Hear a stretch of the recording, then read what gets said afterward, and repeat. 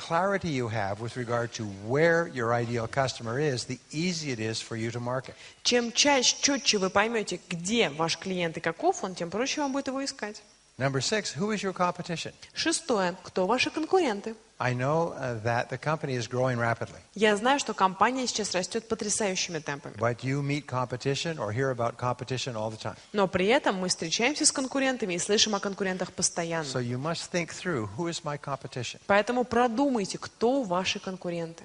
And then, in what ways is your product or service superior to your competition? И потом подумайте, почему ваш продукт или услуга, чем он лучше, чем продукт или услуги ваших конкурентов. One thing you can offer a customer that no one else can offer. Вы должны сконцентрироваться на том единственном, что только вы можете предложить клиенту. Людям не интересен ваш продукт или услуга. Их интересует лишь то, как ваши продукты и услуги могут быть полезны им. Определите ценность вашего продукта или услуги для клиента. Чем полезен ваш продукт или услуга вашему клиенту? Что выигрывает ваш клиент, покупая именно у вас? Как изменит ваш продукт или услуга жизнь вашего клиента?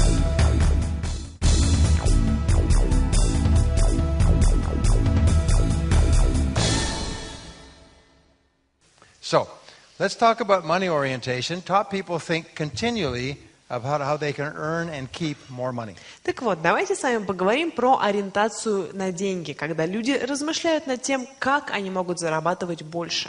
How can they serve other people better? Как они могут служить другим людям лучше? And then how can they hold on to the money rather than spending it all? Как сохранять деньги вместо того, чтобы пускать их по ветру? So number 1, determine your desired hourly rate.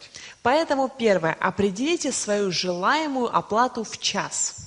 How much do you want to earn each hour? Сколько вы хотите получать в час? And then ask yourself every minute, is this paying me the amount of money that I want to earn? И каждую минуту задавайте себе вопрос, то, что я делаю сейчас, приносит мне желаемый доход в час? If you're sitting drinking a cup of coffee, you say, does this pay me the amount of money I want to earn? Когда вы сидите и просто пьете кофе, задайте себе вопрос, это приносит мне желаемый уровень оплаты в час? And here's the great question. И вот великий вопрос, You keep asking yourself this question.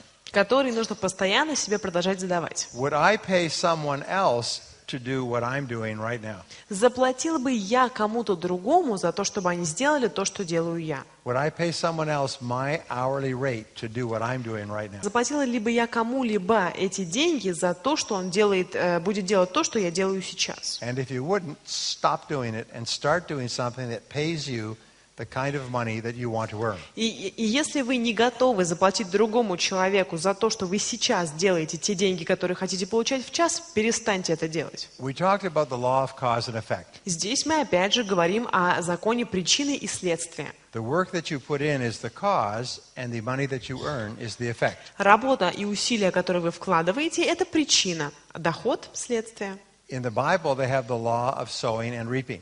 В Библии есть закон, который у нас получил форму поговорки, что посеешь, то и пожнешь. Which says that whatever you sow, that is what you will reap. То есть, по сути, то, что ты сеешь в землю, такой урожай ты собираешь. So if you want to get back more, you must put in more. Поэтому, чем больше урожай вы хотите собрать, тем больше вы должны посеять. Number 2, determine the 3 most important tasks you do that pay you the most. Определите 3 самых важных действия, которые приносят вам больше всего дохода. The law of 3 is universal. Правило тройки – это универсальное правило. Find ways to eliminate or to delegate little tasks. Найдите способ либо избавиться от ненужных вам задач, либо делегировать их. Put them off until later. Можете отложить их на попозже. Question, does anyone here procrastinate? Вопрос, кто-нибудь из вас любит тянуть время и откладывать все на потом? Of course. Я думаю, все мы. Now, what's the difference between the top performer and the average performer? И в чем здесь разница между успешными и неуспешными людьми? Well, they both have a list of things they have to do each day. У каждого из них есть список вещей, которые необходимо сделать каждый день. The top performer, however, procrastinates on the little things. И успешный человек откладывает только самые мелкие и неважные дела. On the unimportant things. Совершенно не имеющие приоритета. The poor performer procrastinates on the big things. А вот человек, не имеющий успеха, все откладывает и откладывает самые важные, но самые сложные дела. So you are going to have to procrastinate every day Да, что-то вам каждый день придется откладывать, because you have too much to do. потому что дел огромное количество. So what we say is consciously procrastinate. Именно поэтому я призываю вас откладывать с умом. Procrastinate on low-value activities so you have more time for high-value activities. Откладывайте то, что сейчас не важно, для того, чтобы оставалось время на то, что сейчас гораздо более приоритетно. Now, number 3, it says save 10% or more of your income each month. Третье. Откладывайте или копите 10% вашего дохода в месяц. 10% of your income saved throughout your life will probably make you financially independent. Если вы будете каждый месяц откладывать 10% своего дохода или больше, это через какое-то время сделает вас финансово независимым. But there's a reason for saving. Но накоплению есть определенная причина. It's because it requires self-discipline. Накопление так полезно, потому что оно требует от вас It самодисциплины, requires self-control. самоконтроля. It requires delaying gratification. Вы как бы оттягиваете собственное вознаграждение. And so when you save money, you become a stronger person. И когда вы откладываете деньги, учитесь копить, по сути, вы становитесь гораздо более сильным человеком. When you save money, you become a better thinker with regard to money. Когда вы учитесь копить, вы начинаете свои деньги воспринимать гораздо более серьезно. Постоянно думайте о том, каким образом вы можете заработать больше денег и что с ними можно будет сделать. Определите свою желаемую почасовую оплату.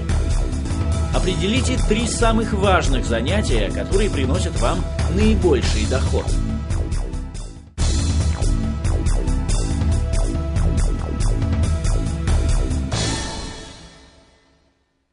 It has been said that if you can't save money, then you are too weak to be successful. Некоторые люди говорят, что если вы не научились копить, тогда вы слишком слабы для того, чтобы быть успешным. So saving money gives you a strong core with regard to money. Умение копить помогает вам выстроить в себе вот этот финансовый стержень. Now, most of us are in debt. Большинство из нас, к сожалению, имеет определенные долги. We would like to save money, but we can't. Мы бы хотели копить, да не получается. So I'm going to give you 2 formulas for becoming wealthy. Поэтому я хочу дать вам 2 формулы, которые помогут стать более благополучными. Both of them work. Обе эти формулы работают. If you use both of them together, they work twice as fast. А если будете вместе эти формулы использовать, они будут работать в 2 раза быстрее. Formula number 1 is quite amazing. Формула номер 1 удивительная. Begin today to save 1% of your income. Если сегодня вы начнете копить 1% вашего дохода, Have a special bank account that you put 1% into every week or every month. вы можете создать некий банковский счет, на который вы каждую неделю или каждый месяц откладываете всего 1% вашего дохода. And then become comfortable living on the other 99%. И вы приучаете себя комфортно существовать на оставшиеся 99%. Anybody can save 1%. Я думаю, что уж 1% откладывать может каждый из нас. Now, after you've done this for 2 or 3 months, you'll become comfortable living on 99% of your income. После того, как вы приучили себя в течение 2-3 месяцев жить на 99%, и вам стало совершенно комфортно, So then you increase it to 2% вы можете откладывать уже 2%, and live on 98% of your income. приучая себя снова жить на 98%. And then you increase it to 3% and live on 97%. Потом вы увеличиваете эту сумму до 3% и живете на 97%. Now, if you do something over and over, what do you develop? И если вы повторяете одно и то же много-много раз, у вас вырабатывается что? You develop a habit. Привычка. And within 1 year, you'll have the habit of saving 10% and living on 90%. И через год вы приучите себя совершенно комфортно существовать на 90% вашего дохода, откладывая при этом искомые 10%. And this bank account will start to grow. А вот этот банковский счет начнет расти. And you keep putting money in here and you never spend it. Вы будете продолжать пополнять его и никогда не снимать с него деньги. This is not to buy a house or a car. Потому что этот счет не для того, чтобы что-то купить, ни дом, ни машину. This is called your financial freedom account. Это будет называться банковский счет вашей финансовой свободы. Money only goes one way. Деньги на этом счету идут только в одном направлении, на него. You never take it out except to invest it for the future. Вы никогда не снимаете деньги с этого счета, за исключением случаев, когда вы инвестируете в то, что зарабатывает еще больше денег. Many people save 15% or 20% of their income. Многие люди научились экономить 15-20%, откладывать своего дохода. And they don't even notice it. И они совершенно этого уже не замечают. And 5 or 10 years later, they're financially independent. И 5-10 лет спустя они с удивлением обнаруживают, что они совершенно финансово независимы. Now here's what we call the wedge technique. Вот что мы называем техникой клина. If you decide to do this in advance, you'll find that it's completely painless. И если вы будете делать это какое-то время, вы поймете со временем, что это совершенно безболезненно. Because what you are doing is you are agreeing not to spend money that you don't even have yet. Потому что, по сути, принимая такое решение, вы принимаете решение не тратить деньги, которых у вас и так пока нет. So if your income increases by 1,000 rubles, you spend 500, you save 500. Допустим, если ваш доход увеличится на 1000 рублей, вы на себя тратите только 500, а 500 откладываете. And if you combine this with your growing skills in this company, eventually this increase will go up higher and higher.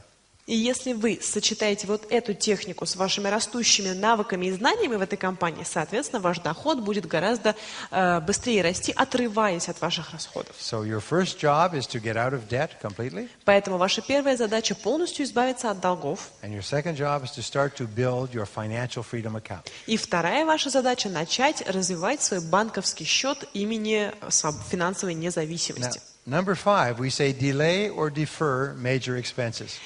Пятый наш пункт. Постарайтесь отложить или отсрочить какие-то глобальные расходы. Whenever you are considering a large expense, put it off for 1 month. Каждый раз, когда вам предстоит приобрести нечто дорогостоящее, отложите эту покупку на месяц. It is amazing how many things you don't buy if you think about them for a month. И вот что удивительно, стоит вам поразмышлять над этой вещью в течение месяца, вы удивитесь, сколько бездумных покупок вы перестали совершать. Or if you do buy them, you make a much better decision. Потому что если вы в итоге что-то купите, проразмышляв целый месяц, эта покупка будет очень взвешенной и продуманной. Number 6 is keep track of everything you spend. Шестое. Следите за своими расходами, учитывайте их. We find that if you just make a note of everything you spend, you will spend less. Если вы будете просто записывать то, что потратили, вы будете тратить гораздо меньше. Практикуйте технику клина для достижения финансового благополучия. Каждый месяц откладывайте 10% и больше из вашего дохода, никогда не снимая со счета эти накопления. Отложите крупные расходы на потом. Отслеживайте все ваши расходы.